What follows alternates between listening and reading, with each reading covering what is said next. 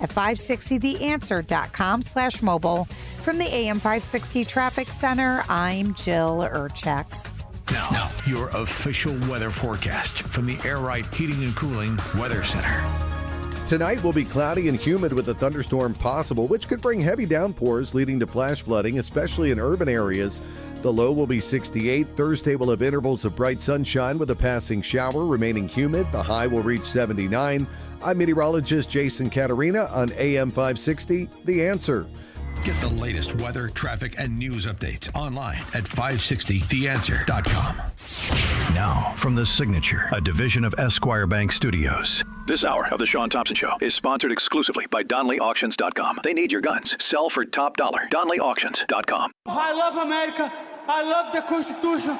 I love the First Amendment. I want to carry and all else. I love property. And let me tell you something. If you care about your country, read Ludwig von Mises and the 6 lessons of the Austrian Economic School, motherfuckers. From the streets of Melrose Park to the trading floor of the Merc, he's fought for every dollar he's ever earned. And now, with personal liberty and our system of capitalism under assault in America, he's here to seize back our rights from the government. With a cigar in one hand and a copy of the Declaration of Independence in the other, he's Shaun Thompson. And this is the Shaun Thompson Show. Some folks are born made to wave the flag. Ooh, they're red, white, and blue. As we fight back against the rise of the Islamo-Nazi in America, this is the best guest to discuss it.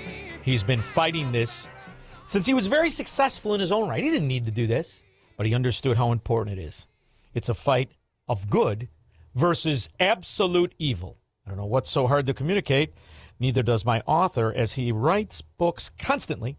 The latest one, The Multi-Front War, Defending America from Political Islam. Kenneth Abramowitz, how are you? Great to be with you. Thank you. You know, it's really interesting to me, and I say this to you because we have a luxury in this country. We're born like little spoiled children, little spoiled, entitled brats. We're given liberty and property rights and security and safety and righteousness. You know, I always think back to how the country was really built, right? I mean, it wasn't the government in Washington, D.C. that said, we're going to hang horse thieves. It was the people, the citizens, who enforced their own law, understood the rule of law, and understood that without the citizens having property rights over their own life, they would only be slaves to a government. So we grew up sequestered from the reality, the harsh realities of what these theocracies, of what these dictatorships really represent. So as you watch the rise of theocrats, dictators, communists, and socialists, it's only because the American citizen who was born into luxury was too lazy to understand the problem. Don't you think? Well, there's a whole variety of things that went wrong, all of which can be fixed. But basically, we lost control over our educational system. The K through 12, plus the teachers' colleges, plus the universities. And the dictatorships, of which I focus on three of them, or three color-coded groups of dictatorships: the Reds, the Greens, and the Blues. The Reds are the communists, Greens are the Islamists, Blues are the globalists. Those alien dictatorships attacked, not physically, culturally attacked our schools, our teachers unions, and corrupted them. And we weren't watching closely enough. We saw this mess during the Zoom period of time during COVID, that we saw that the teachers were teaching nonsense to our kids. But that was 50 years too late. They've been teaching nonsense for 2 generations now. And that's why the younger folks are voting with such bizarre patterns that are un-American. So I'm going to tell you, I think a lot of this information, and I say this, Ken, being from Chicago, which is the nucleus of American gangster, commie, mafia government. And when you have these particular individuals, because, you know, you and I know, there isn't really anything called a government. It's just people with arbitrary power we surrender to. When you have these lowest form of thieves, these self-enriching, self-aggrandizing mafia members, there's no such thing as an election. Chicago has bragged all of my life about stealing the presidential election of 1960. Elections in my neighborhood, elections in Cook County, they're an act of futility for morons. It's theater for the naive. So I don't even believe the results that come out of what I saw in the year 2020 when it was very evident they were shutting down Democrat mafia-controlled areas to steal the election. So when we see the results of the Islamo-Nazi in Michigan, poppycock. He won because they wanted him to win. What I think is more important is the 85% of this country in the form of counties that they have never been able to steal because they are governed by decent people who oversee the county election systems. I'm more interested in how to save the 85% because this corrupted, motivated, envious 15%, it can take down a country. After all, that's the only amount of communists, thieves that were commies in Russia before it became the Soviet Union. It's even a smaller percentage in Cuba. They were 6% and they overtook Cuba. So we have to be very diligent in sequestering and keeping away the liability of having these degenerates in your society, don't you think? Yes. Well, you remind me of an expression that I have. The forces of evil are good at being evil, and the forces of good are bad at being good. And so we have to close the gap. We, the forces of good, have to become much, much better in fighting the forces of evil, because the forces of evil are vicious, even if they're, as you mentioned, 2%, 5%, 10% of the population.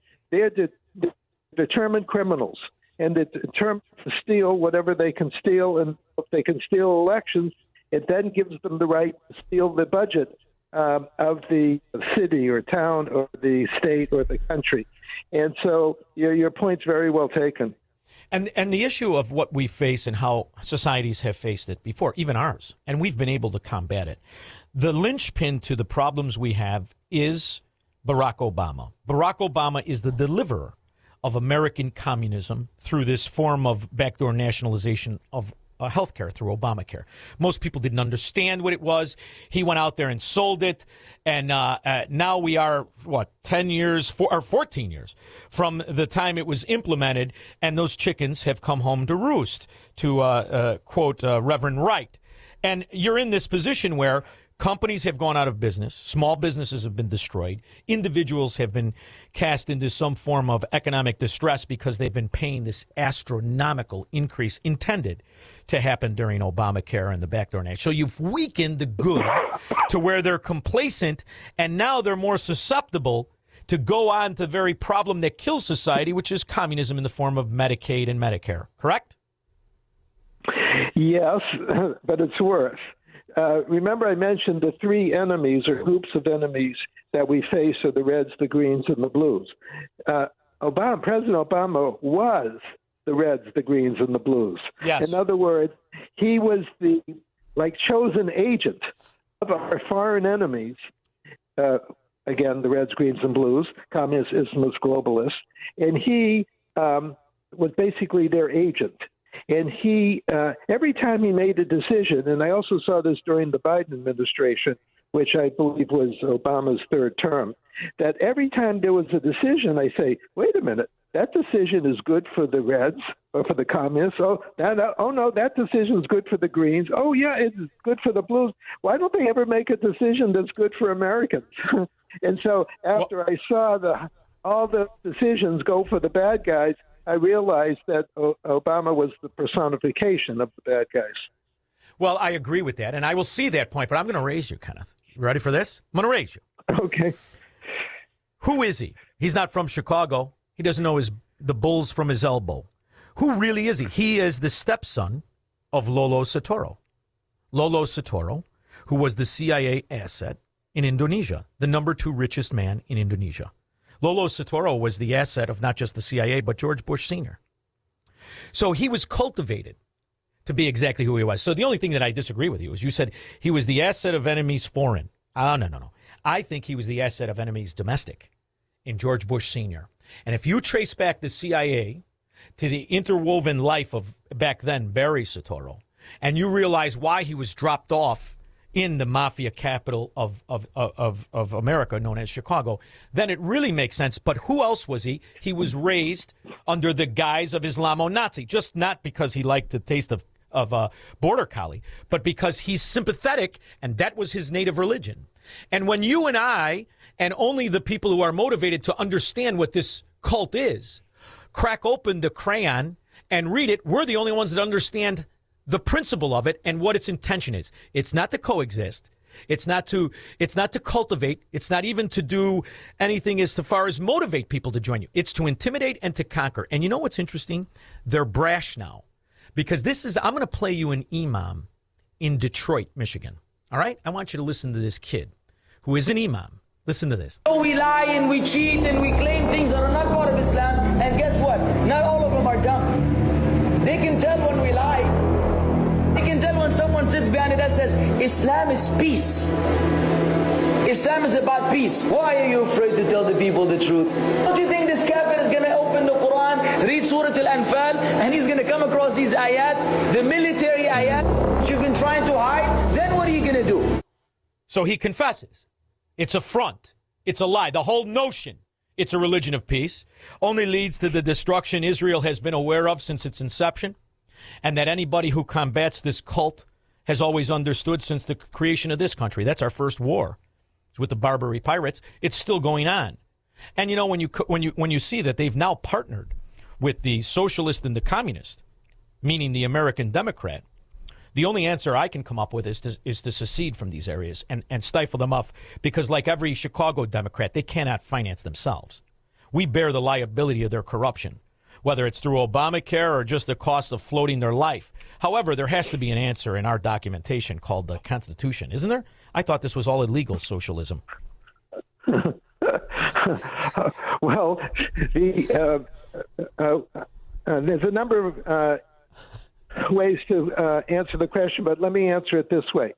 The Civil War that we had, 1861 to 1865, we thought that the forces of good, namely the North, defeated the forces of evil, namely the South, under the leadership of Abraham Lincoln, who in effect died to save our Union.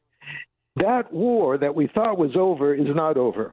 The Confederates changed their name to Democrats. They moved north to like where you live, and they act like the Confederates, that they pretend they had nothing to do with 160 or so years ago. So I would argue we're still fighting the Civil War of 1861-65, because even though we thought the North won, the South didn't give up. They didn't properly surrender. There were never trials of the Confederates in the seceding from the Union. We never punished them other than through the war. And so we're still fighting the Civil War, and they've taken over the northern states, and now they want to go after the central states and the southern states and complete their takeover of America. Well, they also have cohorts in the opposition, what is supposed to be the opposition party, as they always have. You know, this is the thing, being from Illinois, the land of Lincoln, as it's called. Never forget, he's an Illinois attorney. There's a corruption there now happening of cut me in or cut it out, the old gangster politics, where if you spread the wealth, you cut in enough Democrats, you have the illusion of opposition, but you basically have a party set up to roll over. And in the off chance too many citizens have turned out, and you have to admit that maybe the Democrat didn't win, when the Republican gets in a position of power, he governs like a Democrat. And I could point to Bruce Rauner, who was the governor of Illinois. But this is the case in all of these mafia strongholds, whether it's New York State, New Jersey State, or Illinois or California, sadly now. That's the saddest one. But I still believe that through the knowledge of what we're combating, whether it is the fraud of the religion of peace, whether it is the pretend word called communism, or the made-up philosophy called socialism, ultimately we still control, in theory, the money. However, I am aware that they have somehow detached financial responsibility and created $30 trillion in debt since Barack Obama was late on his car payment in Chicago. How can we reel that back in? And do you see optimism with Scott Bessent being very aware of this. The fraud that is being explained, and people are being indicted through the expansion of Obamacare and Medicare and Medicaid and all the Islamo-Nazis that have been stealing our money in Minnesota and around the country. Are you optimistic now that you see finally the government taking a stand when it comes to the way in which we've been financing our very demise? Yes, the seeds are there for us to fix this mess, and we're very reliant on President Trump, and because he's like the Lincoln figure, to put the country back together again. The challenge President Trump has is there's 1,000 problems. Yes. And can you do 1,000 things at the same time? So he's overwhelmed with all the issues he has to contend with, and that makes life difficult. But the other silver lining is we the people. There was a relatively famous movie 40 years ago, maybe some you and others remember, called Network. And in that movie, Network, there was a famous scene where the lead actor sticks his head out the window in Manhattan, pretending people could hear him, and he says, "I'm as mad as hell, and I'm not going to take it anymore." So basically, we have to wait till the American public, town by town, city by city, gets as mad as hell and not going to take it anymore, and overwhelm the odds of the criminals controlling the city and the state to reassert the power of we the people. Yes, but I agree with you. And I think the difference then versus now is that, number one, Faye Dunaway was an actual woman who was gorgeous, not a transvestite. And William Holden was the leading man who was willing to take a back seat to the unattractive Peter Finch. Don't you think that's the real difference, the character and the knowledge of the American citizen versus these walking zombies we have now? That's right. Now, by the way, we the people saved the country with President Trump.